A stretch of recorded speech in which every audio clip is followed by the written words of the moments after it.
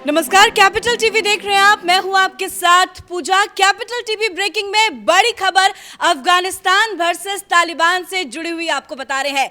जिस तरह से तालिबानियों का कब्जा धीरे धीरे पूरा अफगानिस्तान में फैल गया, अब अफगान तालिबानियों की नजर पंचशल घाटी पर पड़ी हुई है और धीरे धीरे करके तालिबान के लड़ाके पंचशल घाटी के बिल्कुल करीब पहुंच चुके हैं। और कैपिटल टीवी ब्रेकिंग में आपको कुछ एक्सक्लूसिव तस्वीरें दिखाएंगे कि वहां किस तरह से युद्ध के हालात बने हुए हैं। सबसे पहले आप ये जरा तस्वीरें देखिए कि किस तरह से तालिबान के लड़ाके पंचशल के बिल्कुल नजदीक पहुंच चुके हैं। पूरी की पूरी फौज इनकी तैयार है, तो उधर अफगानिस्तान की भी सेना फुल तैयारी के मूड में है। आप जरा इन तस्वीरों से समझ सकते हैं कि वहां के क्या हालात और क्या स्थिति बनी हुई है। अफगान आर्मी की ये तस्वीरें आपको दिखा रहे हैं। देखिए, भारी संख्या में अफगान की सेना तैयार है और बार बार ये बयान भी दिया जा रहा है कि हम डरेंगे नहीं, हम पीछे नहीं हटेंगे। तो एक एक करके आपको तस्वीरें दिखा रहे हैं। अफगान की सेना नए वेपन्स के साथ यहाँ पे बिल्कुल तैयार है और अफगानिस्तान के यहाँ अफगान की इन सेना की तरफ से भी ऐलान कर दिया गया है कि हम पीछे नहीं हटेंगे।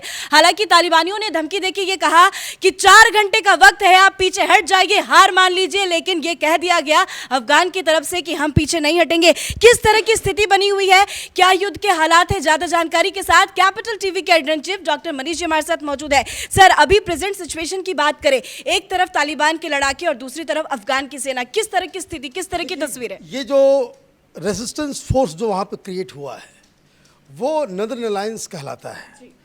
और इस बात को समझना ज़रूरी है, जो ये पंसीर का जो वैली है ये बहुत ही ज़्यादा प्रॉब्लम क्रिएट करने वाला है तालिबान के लिए। 300 तालिबानी आतंकी कल बाकायदा उनको घेर करके मारा गया है। इस तरह की तस्वीरें, इस तरह के वीडियोज़, इस तरह के कन्फर्मेशन ऑलरेडी आ चुके हैं। और ये क्यों हो रहा है, इसके इतिहास को पहले समझना ज़रूरी है। जब पिछली बार 1995 में तालिबान ने पूरी तरीके से अफ़गानिस्तान के ऊपर कब्जा कर लिया था, फिर भी ये वो इलाका है जहाँ पे नदर्न अलायंस, जो दोस्तम और मसूद, इन दोनों कमांडर्स, ये अफ़गानी कमांडर्स हैं, इन लोगों ने तालिबानियों को अपने इलाके में घुसने तक नहीं दिया। ये जो नदर्न अलायंस है इसमें कुछ पश्तून भी हैं, कुछ हाजरा हैं, उज़्बेक हैं, ताजिक हैं। उज़्बेकिस्तान की जो सोसाइटी है वो एक ट्राइबल सोसाइटी है, अलग अलग कबीलाई लोग मिल करके अफ़गानिस्तान को बनाते हैं। तो ये जो अभी जो रेसिस्टेंस जो शुरू हुआ है, जो अमरुल्लाह सालेह वापस जो पंजशीर के वैली के वहीं के वो रहने वाले भी है, खुद वो ताजिक हैं, और उन्होंने जिस तरीके से गैल्वनाइज़ किया है दोस्तम की सेना, साथ ही साथ मसूद, जो पुराने जो मसूद थे उनके लड़के जो अभी हैं, वो इन लोगों ने मिल करके एक रेजिस्टेंस फोर्स क्रिएट किया है। और तो और इसमें जो आप बता रही है कि जो अफ़गान की सेना, जो अभी अफ़गानिस्तान की सरकार थी, उसमें जो 3 लाख सैनिक थे उसमें कई सारे लोग भाग गए हैं। वो सब क्योंकि उन्हें चुन चुन के ढूंढा जा रहा है, उनको एग्जीक्यूट करेगा तालिबान, इसलिए अपनी जान बचा करके इनके पास दूसरा कोई ऑप्शन नहीं है, इसलिए वो नदर्न अलायंस ज्वाइन कर रहे हैं। और जो लगातार जो खबरें आ रही है वो खबरें ये आ रही, जैसे अभी थोड़ी देर पहले एक खबर आई कि वहाँ पे 1000 और भी लोग जो है वहाँ पे ज्वाइन किए हैं। और आपने बिल्कुल सही कहा कि ये जो तालिबान की जो आतंकी है वो पंसीर की तरफ बढ़ रहे हैं, लेकिन रास्ते में ही इनका इनकाउंटर हो रहा है। अभी एक खबर आ रही है, देखिए, जैसे ये ब्रेकिंग न्यूज़ अभी चल रहा है कि तालिबान जो है वो वहाँ पे पहुँच चुका है, लेकिन खबर ये भी आ रही है कि वहाँ पे जो ये लोग एंट्री पॉइंट था वहाँ पे इन लोगों के ऊपर गोले दागे गए हैं और काफ़ी संख्या में तालिबानी आतंकी उनकी मौत हुई है। अब तालिबान के लिए स्ट्रेटजिकली ये जगह इलाका इम्पॉर्टेंट क्यों है, क्योंकि अगर रेसिस्टेंस फोर्स अगर वहाँ पे रहेगा, मतलब एक लंबी सिविल वॉर, वहाँ पे गृह युद्ध जैसी स्थिति बनेगी। और जब तक नदर्न अलायंस जिंदा रहेगा वहाँ पे तालिबानों के ऊपर जो है वो हमला होते रहेंगे, तालिबानियों की मौत होती रहेगी।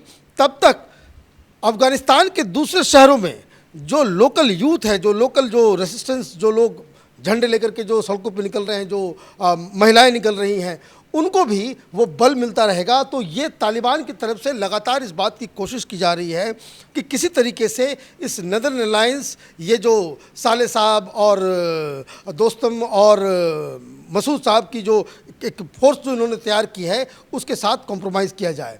3 दिन पहले जब इन लोगों को लगा तालिबानियों को कि ये इलाका जो है वो मुश्किल होगा इनको कैप्चर करना, तो इन्होंने पहले एक अफवाह फैलाई। अफवाह ये फैलाई कि मसूद जो है वो मिल गए हैं। फिर उसके बाद दूसरी खबर आई कि नहीं, उनसे जो है बातचीत हो रही है साले साहब से।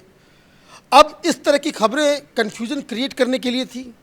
इस तरह की और भी कई सारी खबरें जो अफ़गानिस्तान के अंदर जो है वो बताई जा रही है कि भाई बातचीत हो गई है, वो भी सरकार का हिस्सा होंगे, तालिबान के साथ हाथ मिला लिया है। तो उसके बाद इन लोगों ने खुद सामने आकर के इस तरह की खबरों को बाकायदा दरकिनार किया। उसको कहा कि भाई ये तालिबान की तरफ से अफवाह फैलाई जा रही है। अफवाह फैलाने की ज़रूरत क्यों पड़ रही है?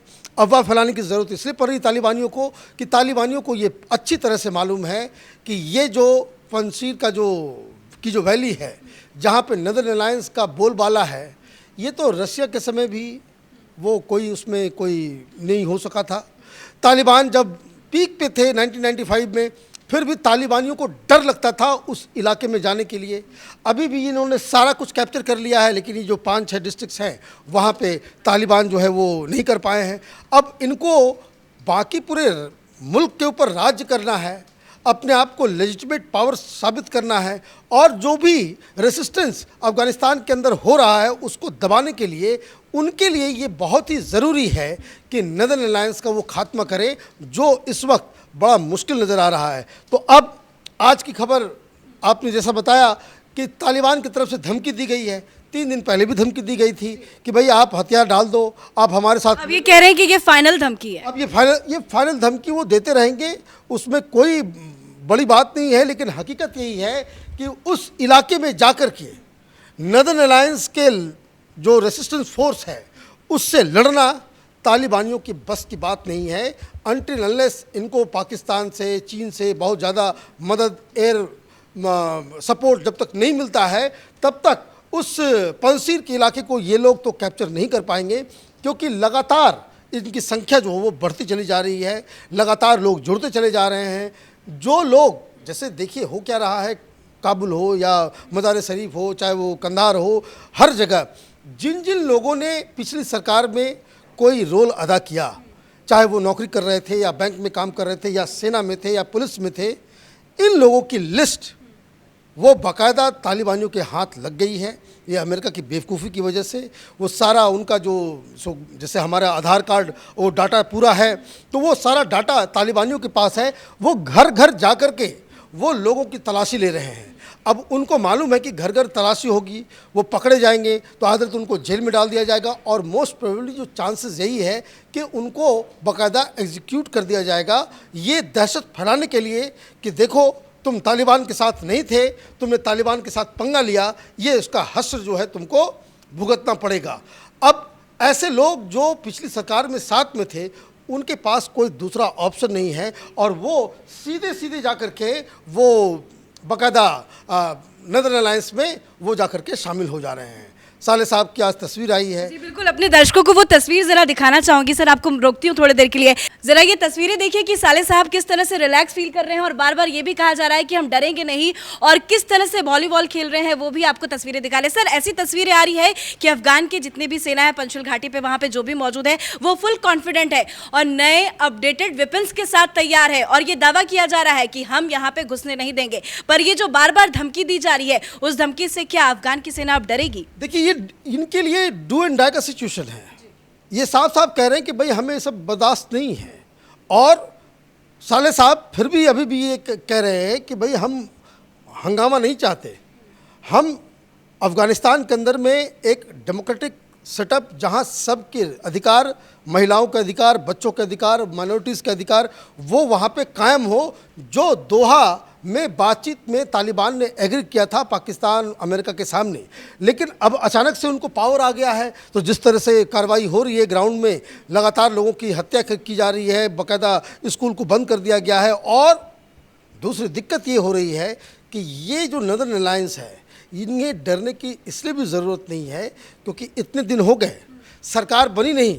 सरकार इसलिए नहीं बन पा रही है क्योंकि ये तालिबानी कमांडर्स आपस में ही ये लड़ रहे हैं। इन लोगों को लगता है कि 20 साल हमने अमेरिका के साथ लड़ाई लड़ी, और अब मौका आया है कि भाई अभी हमें उसका फल मिले। तो सब लोग यही चाह रहे हैं कि उनको जितनी ज़्यादा जो सरकार में जो है सबसे ज़्यादा बड़ा बड़ा ओहदा मिले, उनको हिस्सेदारी ज़्यादा हो, क्योंकि सब लोगों ने उसमें उनके हिसाब से कि वो लड़ते लड़ते अमेरिका से लड़ते लड़ते उन लोगों ने 20 साल में बहुत कुछ खोया है, अब इसकी भरपाई का समय है। तो ये अपने आप में बड़ा टीडियस काम तालिबान के लीडरशिप के पास है कि किस तरीके से हर शख्स को वहाँ पे खुश किया जाए। अगर वो खुश नहीं होंगे तो इसका मतलब है कि तालिबान के अंदर ही फूट पड़ेगी। और जो तालिबान, और ये समझ लीजिए, ये तालिबान हो, ये जितने भी लड़ाके हैं, ये पैसे पे लड़ने वाले लोग हैं। ये इसमें तो बहुत सारे पाकिस्तानी भी पकड़े जा रहे हैं जो तालिबान की सेना में। ये वहाँ क्या कोई धर्म की लड़ाई, कोई जिहाद थोड़ी कर रहे हैं, इनको पैसे मिल रहे हैं, वो वादा करके वहाँ पे लड़ाई लड़ रहे हैं। और जब उनको मालूम चलेगा कि भाई हमारा फ़ायदा इसमें कम हो रहा है, नदर अलायंस में मिलने में हमें ज़्यादा फ़ायदा हो रहा है, तालिबान के साथ रहने में नुकसान हो रहा है, तालिबान ने हमारे साथ वादा खिलाफ़ी की है, तो ये फिर और भी जो नदर अलायंस का जो जत्था है वो और भी बड़ा होता जाएगा। अभी जब हम बातचीत कर रहे हैं उसी समय इस तरह की खबरें आ रही हैं कि 1000 के आसपास जो है वो नए लोग जो है वो नदर अलायंस ज्वाइन कर रहे हैं।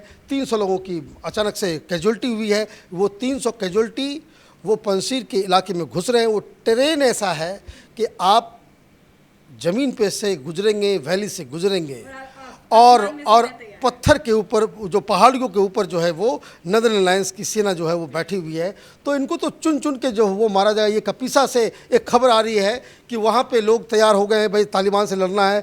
1000 सिटीजन जो है अभी इन लोगों ने नदर अलायंस को ज्वाइन किया है। तो कहने का मतलब ये है कि इतना आसान नहीं है तालिबान के लिए। तभी आज तक कभी भी तालिबानियों ने पंचल घाटी पे कब्जा नहीं किया था। तालिबान को अभी बहुत ही ज़्यादा स्ट्रगल करना होगा।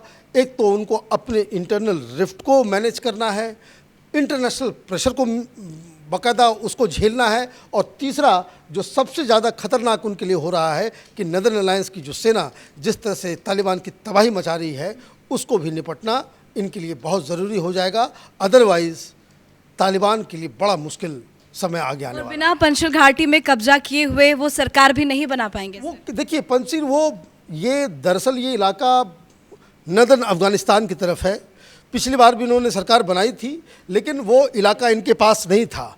तो वो सरकार तो बना लेंगे, लेकिन ये कहना कि भाई बिल्कुल ही वो एक लेजिटिमेट पावर हैं, वो बाकायदा वहाँ की जनता चाह रही है, जो पाकिस्तान कह रहा है कि भाई कि वहाँ की जनता ने ये बताया कि भाई तालिबान का राज हो, यहाँ पे शरिया लागू हो, ये इस तरह की बातें, इस तरह की दलीलें वो चल नहीं पाएंगी जब तक ये नदर अलायंस जो है वो इनके खिलाफ लड़ता रहेगा। चलिए, बहुत बहुत शुक्रिया सर इस खबरों को समझाने के लिए। तो बड़ी खबर आपको बता रहे हैं, कैपिटल टीवी ब्रेकिंग में तालिबान बिल्कुल पंचल घाटी के नजदीक पहुंच चुका है। इधर पंचल घाटी में अफगान की सेना बिल्कुल तैयार है और बार बार तालिबान की तरफ से ये धमकी भी दी जा रही है कि जल्द से जल्द वो उस एरिया को खाली कर दे, पर अफगान की सेना बिल्कुल तैयार है। वो कह रही है कि हम डटे रहेंगे और तालिबानियों के लिए बहुत मुश्किल भी होगा पंचल घाटी पे अपना कब्जा जमाना। सुबह ये खबर आई कि 300 आतंकी को किया गया था, और जिस तरह से धीरे धीरे तालिबान के आतंकी तालिबान के लड़ाके आगे बढ़ते जाएंगे, उस तरह से धीरे धीरे कर करके एक एक करके तालिबान के लड़ाकों का खात्मा कर दिया जाएगा।